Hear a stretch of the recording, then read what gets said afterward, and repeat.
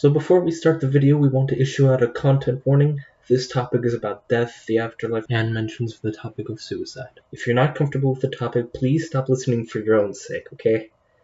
Now, if you are fine with this topic, then continue listening and enjoy the video.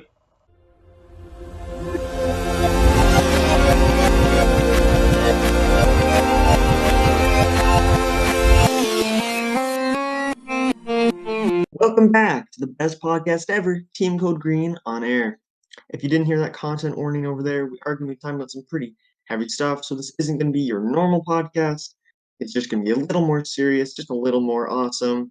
Because, of course, if you don't know by now, Code Green is better than Code Red. Get used to us, because we're definitely not going anywhere anytime soon. If you don't know by now, I am not Mixed Code Red, I am Mixed Code Green, and I'm here with the other guy. Outboat 2. So, yes, as we have said, I think twice now, we are going to be talking about death and what we think happens after we die. We're going to talk about our personal theories about the afterlife, if there even is one. We're going to talk about other theories from different religions, what we think makes sense, what we think doesn't make sense, how just the thought of the afterlife has been used to control people in weird ways, all sorts of pretty creepy jazz. So I think to really get into it, I think we're both gonna go get hit by a truck right now. Yeah, just to test if there is an Yeah, afterlife. and then we'll tell you. All right, truck no truck noise. Okay.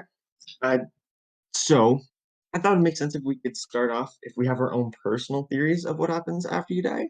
We could share those. So Ryan, would you like to go first? Sure. Personal theories? Let's say, I would reincarnation. That'd be pretty epic. Because you won't remember your past life. Because if reincarnation is a thing right now, you don't remember your past lives and all that. Yeah. So you really wouldn't be losing much. You'd just be starting all over again. But what would be epic is if you die, and then you go up, and then there's God there, and he's like, "Yo, sup? How's it going?" And you're like, "Oh, hey God." And then he's like, "Hey, you can either go up to heaven, or you can go back down there, but you get to like customize your next life." You're like, "Oh, cool, character creator." And then God's like, "Wait, no, that's not what it is." And then you just completely disregard God and do whatever. Let's go. Like that would be pretty epic. I think that'd be good. I like that theory that like you it's a choice that once you die you can just return to the universe or go up to heaven or you can go for another round. Yeah, I don't feel like there would be a heck. Mm-hmm. I don't know, if it's a bad person that died, God will just reincarnate that Yeah. person. Granted, I don't believe that there's a higher power and all that, so that's all a thing of, hey, that would be really nice if I Mm-hmm. believed all that, but I don't. So I think that it's just after death, it's the same feeling as before you were born. You can't remember, and there's no way to Yeah. actually think about it or to actually have any idea of how it is because it's literally nothing and you can't imagine Mm-hmm. nothing. So I actually agree completely. Yeah, I guess before I explain what I think the afterlife should be, it's what I think it should be if it was real, but I personally don't think there is. I was raised religiously, but I personally think that when you die, it's just like when you go to sleep and you don't have a dream, like you don't remember anything, but it's just void. It's just nothing. It would just be like that for eternity. It just ends and you don't feel anything after because you're not a thing that can feel anymore. So I don't personally actually believe that there is anything after. I think once you're done, you're done. But if if there was, what I think would make the most sense, I don't think that it should be a heaven and a hell, just one place where you go and it's like, you did great, you get to prosper. And the one place it's like, you pirated Pirates of the Caribbean 3 in 2009, so you're gonna get your intestines pulled out by a lake monster. Because that's a little extreme. But No, I think that's perfectly justified. yeah, but that's because you're also Satan. And I'll get into my whole thing about hell, but I think if there is an afterlife, I think what it should be is just one endless realm, because that would be endless, and this is incredibly personalized. It would just be like one massive, never-ending mountain. And when you die, you just manifest on this mountain as just however any version of yourself, I guess. And your life and experience on this mountain is just a perfect reflection of the life you lived.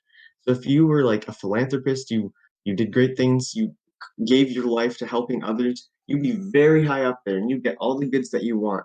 That being said, if you were like a bigoted murderer, serial killer, you're at the very, very bottom. You're living in a ditch full of fire. Any suffering you inflicted, you would feel as well. So it's like a perfect mountain of karma. Your afterlife is just like the universe repaying the energy that you gave out. So if it was good energy, then you get a good afterlife. But if you were a bad person, then you kind of have to um, deal with what you gave out, y- like a boomerang. It's like a boomerang. Soccer moment. Yeah, soccer moment. And then I don't know, maybe once you experience the pain that you've endured against others, you can become better. But it doesn't really matter because if you were a horrible, horrible person, you don't get a good afterlife. But I think eternally torturing people is a bit extreme, unless that's what they did for a living. In which case, by the rules I explained, and that's what you get. You have a chance at redemption, but it's difficult to do, Mhm. seeing as you've already caused your pain and suffering. Exactly. Um, I should I should say now I'm probably gonna reference The Good Place a lot because that show's literally about the afterlife, and I love um that show's take on it and everything that they do with it. Mind you, they kind of reinvent their afterlife, but I won't. Yeah, I should say spoiler warning for The Good Place. If you haven't seen The Good Place, I'm gonna give probably major, major spoilers for the fourth season. So, if you haven't seen it and you want to, then I guess you can't listen after all. But if you don't care, stick around. But yeah, that would be my perfect afterlife. Is just you get a life that is a reflection of generally what yours was. Like if you lived a really good life, but there was one time you like pushed a kid in the hallways. I mean, you'll still get a pretty good life. But the good outweighs the bad, then you get a good afterlife. As long as you felt bad about pushing the kid in the hallway, unless they deserved Right. it, then get wrecked, kid. I think a lot of the whole definition of like what good and evil is really isn't determined enough by morality and intention. I feel like good and evil in general doesn't really exist. It's a rather arbitrary thing. Yeah, But we're not here to talk about good and evil. I guess we are talking a bit about it because we're talking about the afterlife and there is heaven and hell as an interpretation. yeah. A relevant tangent is actually, if I may go on to my first Good Place reference. No. Okay, well I'm going to anyway. The characters discover a bit into the series that so if you don't know the general premise, they're told they're in the good place, but they're actually in the bad place. It's just like psychological torture.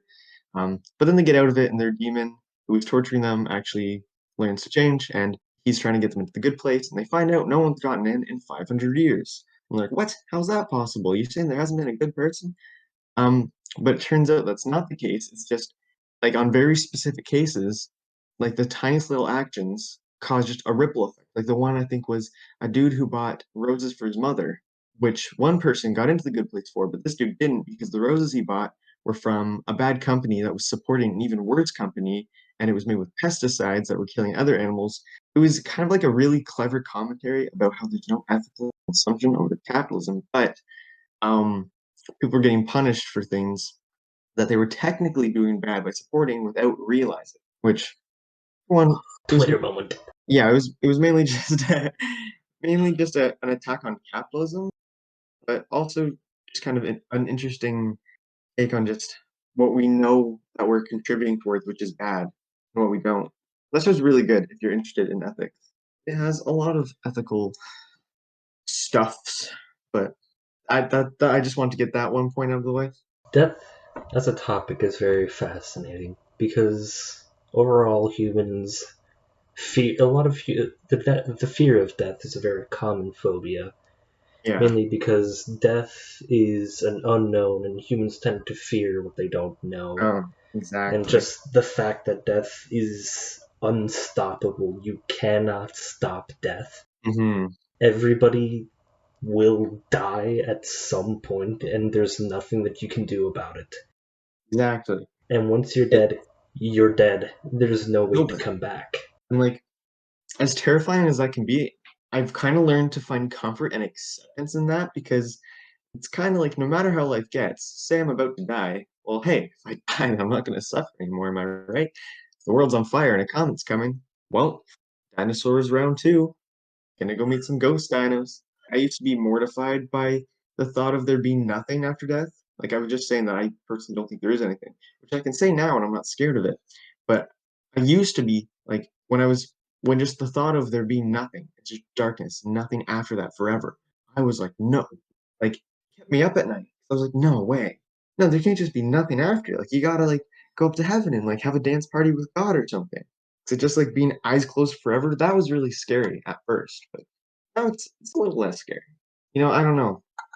I feel like going up to an afterlife to just basically just keep living, but without mortal limitations. I don't know. I feel like it wouldn't be that great. I feel like you get Because bored at some point, yeah, which is why you're allowed to go back yeah, as a reincarnation. that was another thing they actually did on The Good Place, where when the characters finally make it there, everyone who has been there is miserable because they've had this endless immortal happiness, but it's worn out. So now they're just slugs. They're not actually slugs. You'd get desensitized to the serotonins at some point. Yeah.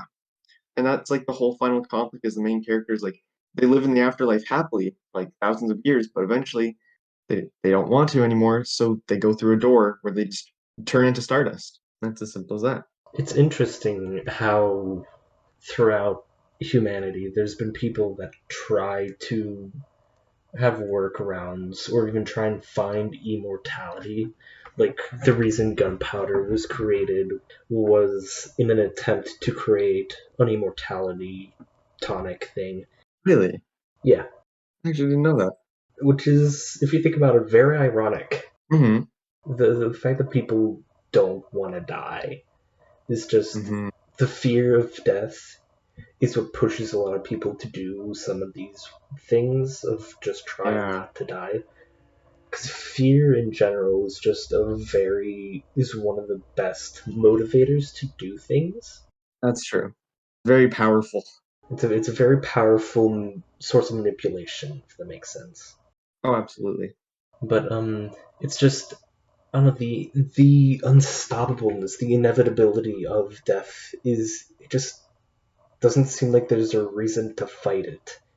No, exactly. You just have to accept it because if you don't, it doesn't matter. Death doesn't care if you don't accept it.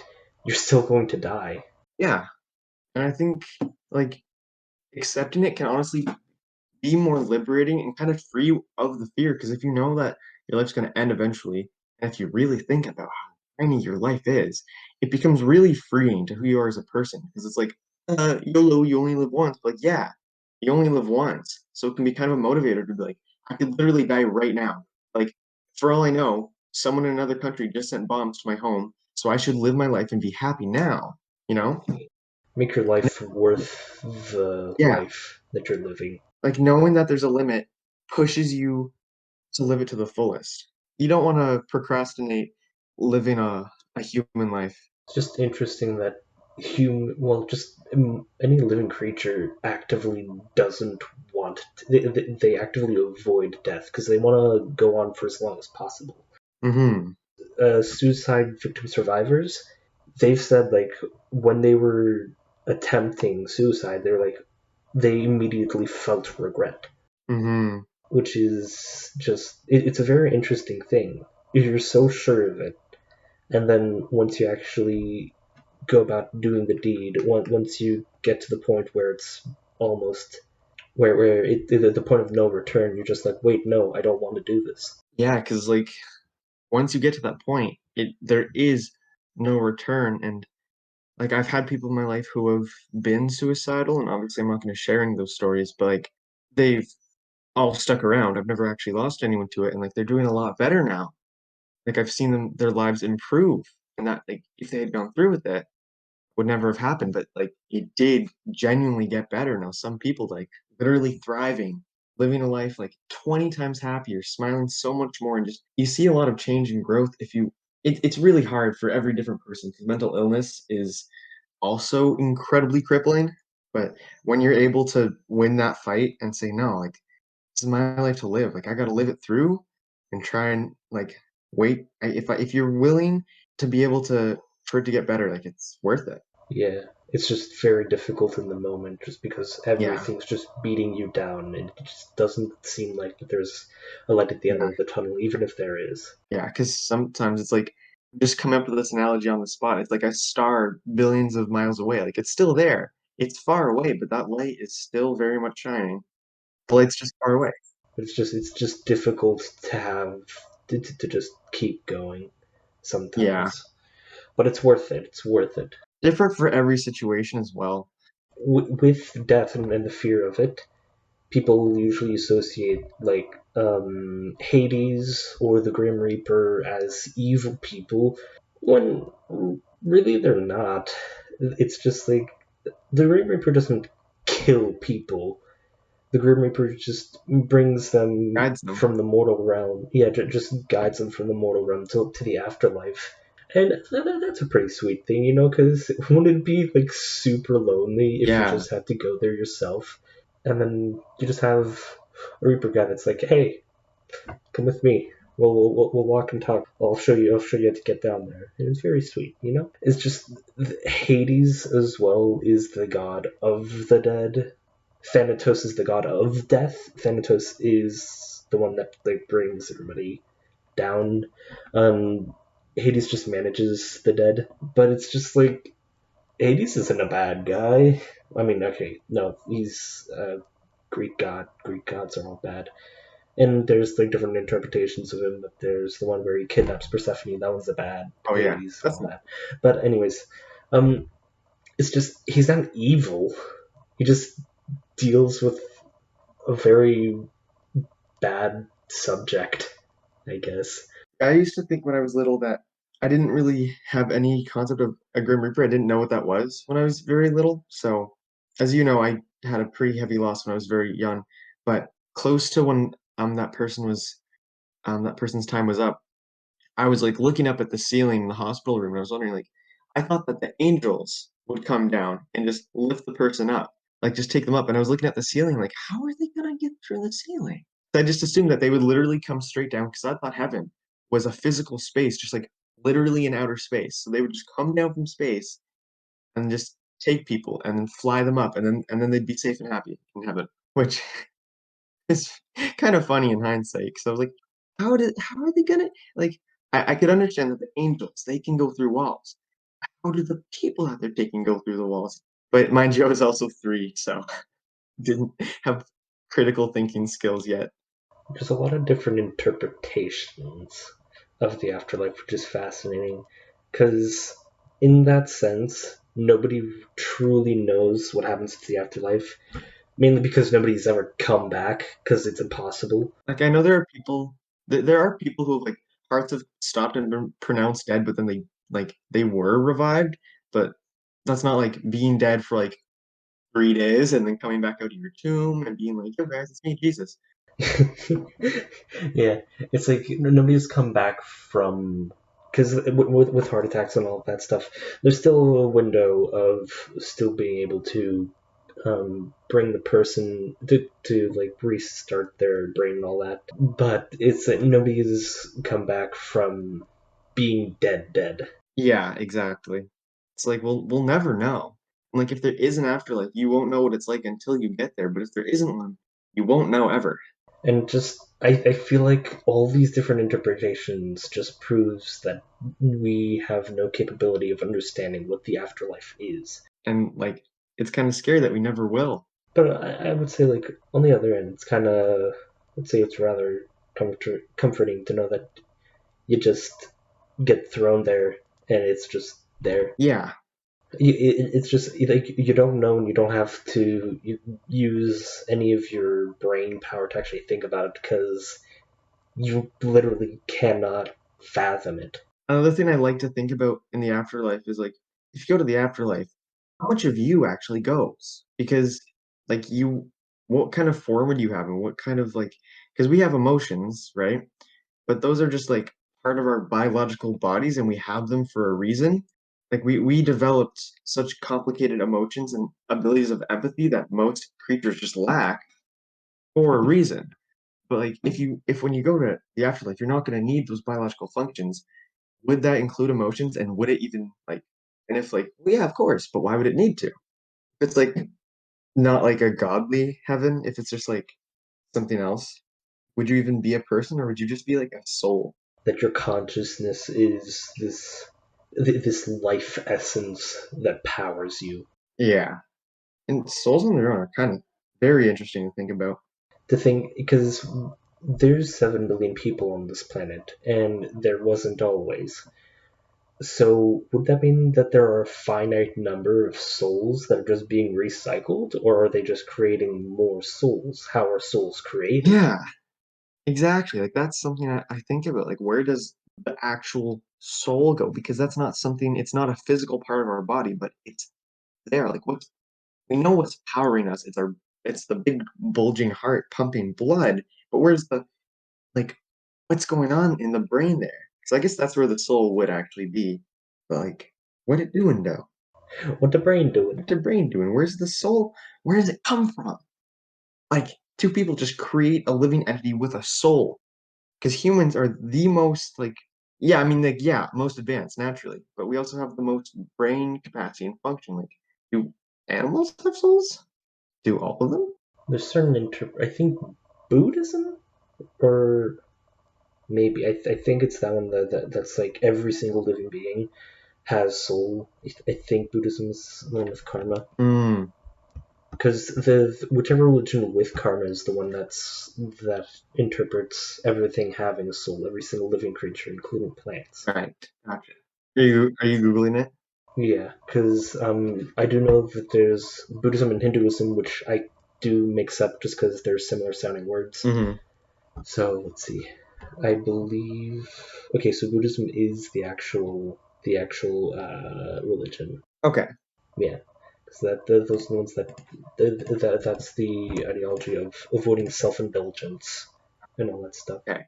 But it's just so speaking of like all these different afterlives, it's weird that Norse mythology has multiple different afterlives. Hmm. Like there's Valheim or Valhalla. Yeah. There's Helheim, which is you can probably understand. You can probably guess what it is. It is Yeah, the hell. bad place, yep. Yeah, except Helheim is icy cold and not super hot, which is the difference between the Christian version of hell and Fiery. the Norse version of hell. Even though there is a ring of hell that's ice, Oh. I Is think. that where oh, because there's also the saying hell freezing over. Yeah, but it that's kind of a silly. That's kind of Yeah.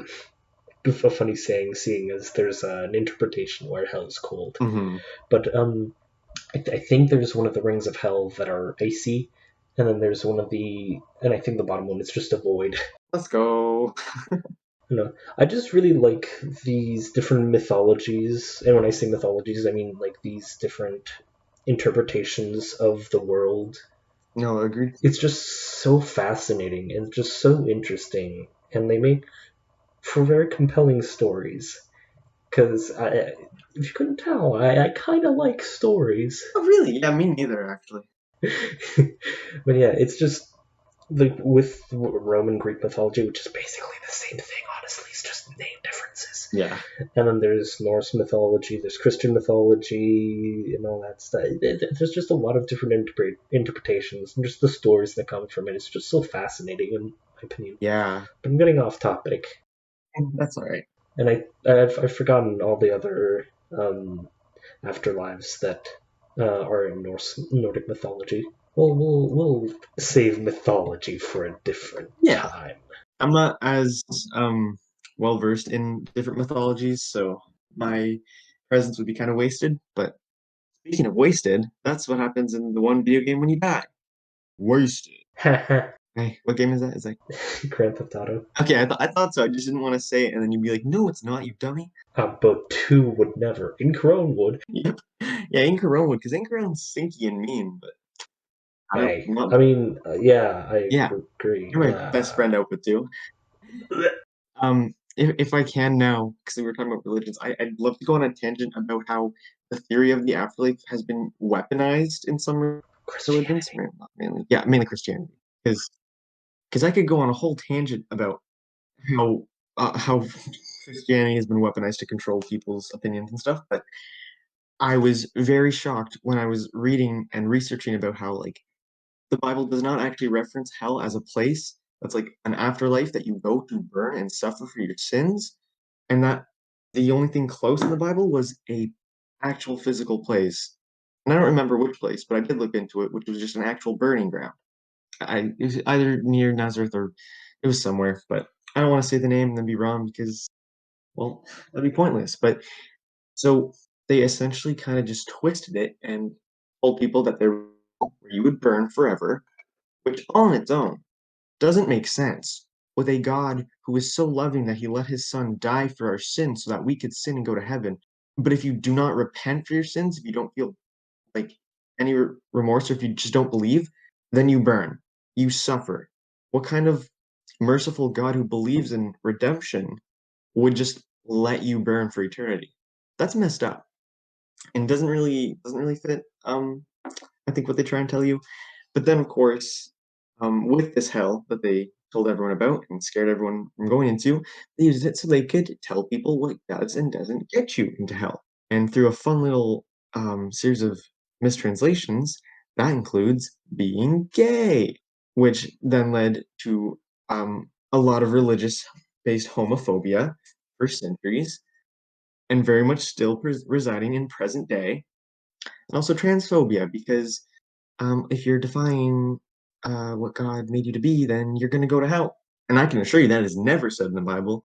But of course, I could also go on a whole tangent about how if God is real, he would actually love LGBTQ plus people because Christianity bended their own rules to get people to follow their religion and abide by.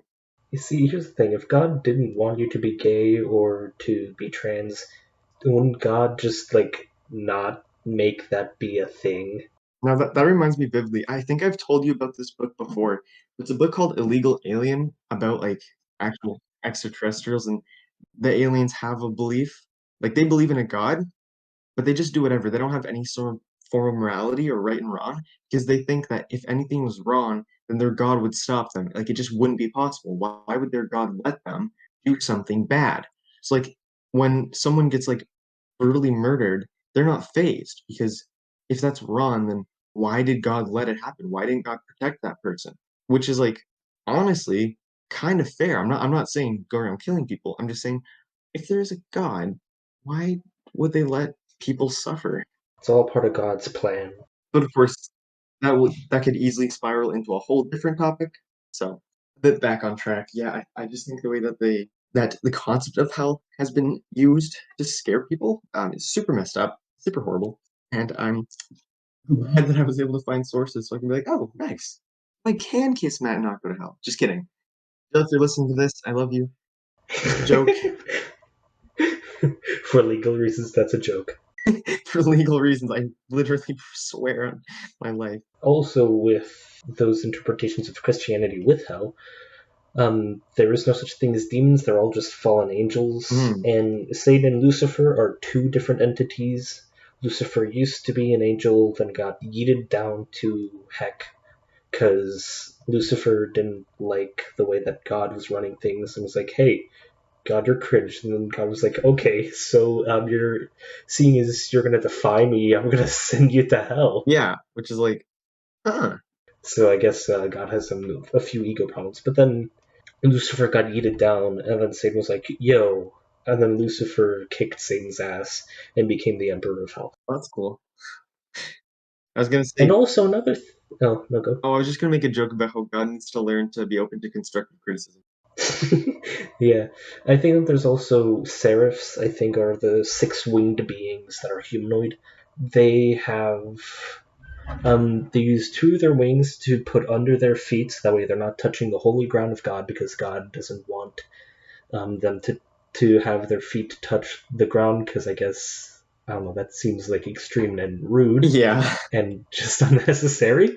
And besides, their wings are touching the ground anyways, and they use the top set of their wings to cover their eyes because they're not allowed to see any of the holy ground, which is also like what's the point? Why? Yeah. What's the reason? Why are you being so strict? Yeah, but anyways, that was just a little mythology tangent. It's just a little. I'd say like the most modern form of that mythology of after death and all that stuff Mhm. um, is like ghosts and paranormal, which I'd put that under the category of mythology, even though it's like technically not by definition of mythology. I don't care. I put that under the same sort of thing of mythology. Yeah. Now that was actually something I was hoping we could talk about. What are your thoughts about ghosts and stuff like that? I don't think ghosts and stuff are real. I don't think that there's anything beyond the physical. I think like once you're gone Mhm. for good. Yeah. Even if you're a stubborn bastard and don't want to go because somebody spilled your coffee like 30 years ago at Starbucks, and now you're haunting the place. Yeah, I just don't think it's possible for something to exist beyond the physical realm while also manipulated, despite me you having different IPs that play on that topic. I think it's a very fun and fast and it's a fun thing to think about and all that. I just don't think it's real. I agree. For the most part, because like the only leverage towards making me think like could there be ghosts is what we were talking about. Like, where does the soul go? Because like, what is the soul exactly? What does it contain, and where does it go? If like the ghost is just like the remnant of the soul, um, would kind of make sense. I remember a while ago it was something related to some of a good man Albert Einstein's laws. So if they prove that ghosts are real, I don't have time to find the whole thing, but it was really interesting. But even then, I personally don't really believe it, just because I do think that once you're gone, you're gone. I think whatever the soul is probably just returns to the universe to become a new one. How many? It's like with ghosts. If it's every soul that becomes a ghost, which I know isn't the thing. It's the if you have an unfinished business, then you don't go to the afterlife because you're upset Wait, and you're a little bitch. But anyways, it's like there's humans have been around for an extremely long time. yeah, How many ghosts are there then? yeah, because the dead outweigh the living by a lot. 'Cause we maintain a consistent population because people are dropping dead as we're speaking. People are also being born as we're speaking. And so the number of people alive kind of stays stagnant, but the people who are dead is constantly going up. And it's probably, I mean, I'm not even going to try and make an estimated guess. Yeah, it's not even humanly possible Yeah. to even imagine that high of a number. Like in Among Us, when you die and then you're a ghost. Again, it's interesting stuff. I don't think it's real. I always think that there's just a scientific root. There's always a scientific, logical reason as to why things happen the way that they do. I agree. Like again, like I was literally raised with religion, but I there's just so much science that explains so much in the universe. The most I could settle for is that there could be some omnipotent, emotionless creator that just mathematically designed the universe and just went, there you go, it's a game of Sims, and then just screwed off. But I don't think that there'd be like a conscious one constantly forging things and creating things. Because everything is just calculated and mathematical. And math is interesting that it's just so absolute and just very universal. I would imagine if there is other alien life, their math would basically be the same as our math, just because math is math, it's not really changeable. But it's just with theories, the way that theories stop being theories and become laws is if you can mathematically prove it, which is interesting to think about because there's a lot of theories that it's like how do you math it out? Yeah. Like the theory of evolution, which it's like there's no mathematical proof, which is why it's a theory and not an actual thing, but also just you can't really. Evolution takes so long. It's kind of difficult to actually prove it. Hmm. Exactly. And like even with the Big Bang, it's like the most commonly agreed explanation for the universe, but it is still just a theory. Because you can't go back in time and actually see what happened. There's no because we can't time travel it. That's a whole other thing. Yeah, we're talking about theories now. Yeah. I don't know. This is a brain vomit podcast Yeah. with the main theme of death. And as we're talking about the universe itself, it's just everything comes to an end at some Everything. point. Everything, no matter what. No matter what, even when you're not ready, even when you're like, damn, this podcast isn't that bad. Well, This podcast will be done in 30 minutes. Ha ha ha ha. I'll cut it down so that way it's perfect, just so I look like super smart. don't edit that part out. I'll keep this part in just for the sake of funny. Yeah. But it's just even things that seem so infinite, like the universe. The universe is gonna die. It's gonna be over at some point. And I honestly I would be down to do a whole other podcast to talk about theories about where the universe came from, sorry, and what happens after the universe dies, because that's kind of spooky too. Yeah. I think that the one of the more scary theories is the heat death theory, where everything just goes away. Yeah. I don't know. Yeah, it's like it's pretty crazy to think, but it's just we seem to be humans seem to not want things to end. Mainly, I would assume that like this idea of things ending kind of subconsciously reminds us of death, and death we don't want. Yeah.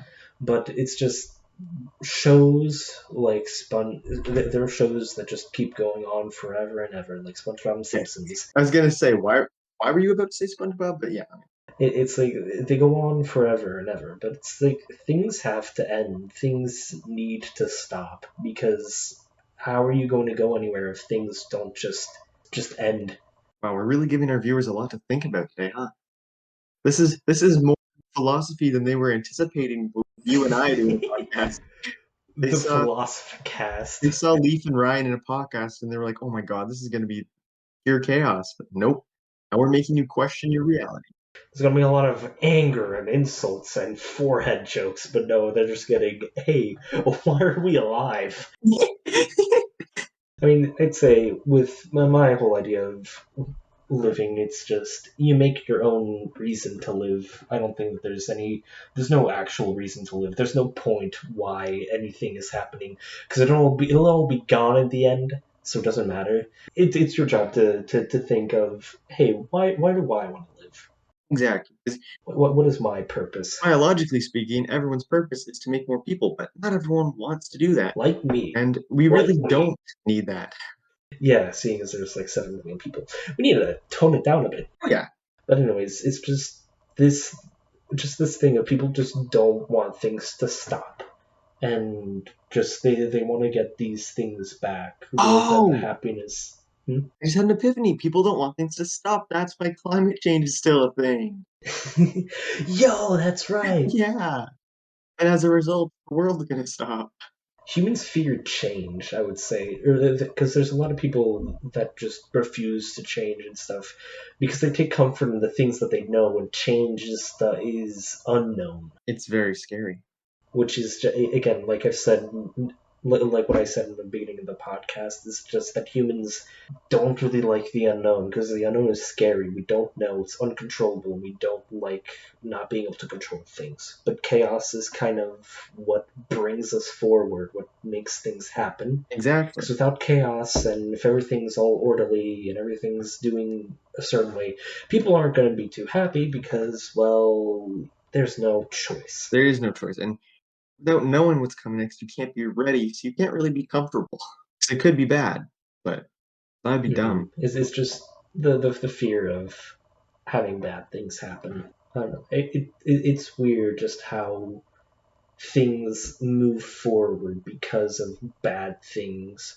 Because like without those bad things, there's nothing to fix. Yeah, If everything is okay and everything's all fine and dandy, if there's nothing to fix, there's nothing to progress. And then now what? exactly. What do you do afterwards? kind of just stuck there doing not much. And progress stops because there's no progress that needs to be made because there's nothing wrong. Yeah, But there will always be something wrong because as it's humans, impossible to fix everything. yeah, because humans will always find ways to be awful. Not even just humans, there will Yeah, always there's just something there's always going to be some deviation in some way. that's true. Like nothing is uniform, nothing is perfect, nothing is ever 100%. No matter how anything is done, there's always mathematically a probability that it's not going to end up the same way as before. Yeah, I mean, haha. Joke's on you. You gave me an opportunity to go back to the good place. In the end, they literally reinvent the laws of the afterlife because the way they had it before, no one was getting in. So they literally changed the afterlife so anyone can get into heaven, and they're given chances to redeem themselves before they get in. It's pretty cool, actually. But yeah, everything's constantly changing, and chaos is inevitable. And haha, Thanos moment. I mean, not really Thanos moment. It's just you said inevitable, so funny Yeah, I don't know. Thanos. Funny Thanos Funny moment. You're great right. man. Chaos is just it's a necessity, even if we don't like it, because it's the unpredictability. It needs to happen. Chaos needs to happen. Otherwise there's just nothing otherwise everything's too orderly. And there's once everything's too perfect. And if everything's perfect, there's no reason to, I guess, I don't know. I, I'm trying to think of what I'm trying to I say. kind of get what you're trying to say. I kind of see what you're poking at there with the bear. Not the bear. The stick. Yeah, with this. Poking the bear with the stick. Like, yeah.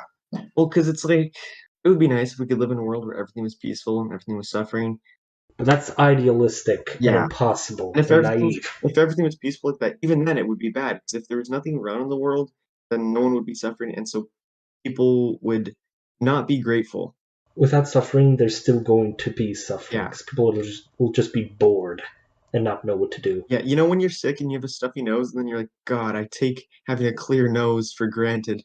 You ever feel that? Now, granted, of course, that doesn't. I'm saying all this stuff. That doesn't mean that we shouldn't not try and fix these things because we should. That's kind of the reason. Again, we're supposed to be trying to fix these things, but if we don't fix these things, we'll kind of like die and everything will collapse.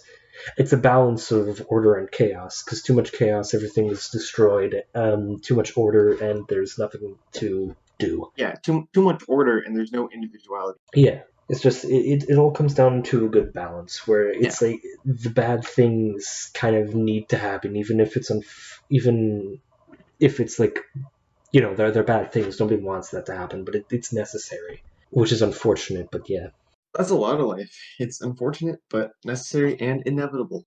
Yeah, Thanos moment. it's also unfair. But you just again you can't do anything about it. You have to deal with it because just one person being upset about it, you the individual not liking the way that like society works or whatever, you yourself alone isn't going to be able to do something. You need more people, and you kind of have to go with it until you're able to actually do something about it. Which super sucks. But that's just how it is, and you can't do anything about it. You can't try to beat the system when you're trapped inside of it, unfortunately.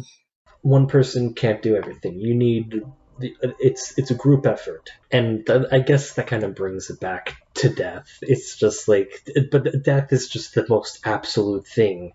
There's not a thing you can do about it. Nothing can stop death. Yeah, no, like exactly. No matter what. If you would even like the immortal jellyfish, that thing that just keeps going back into a little baby, Those are cheaters. it's kind of rebirthing, and I don't know. I don't really think those count because you can still kill those things. I'm Yeah. pretty sure. You can still It's kill just that them, they don't but they don't age. They don't die through old age. yeah, they're kind of different anyway.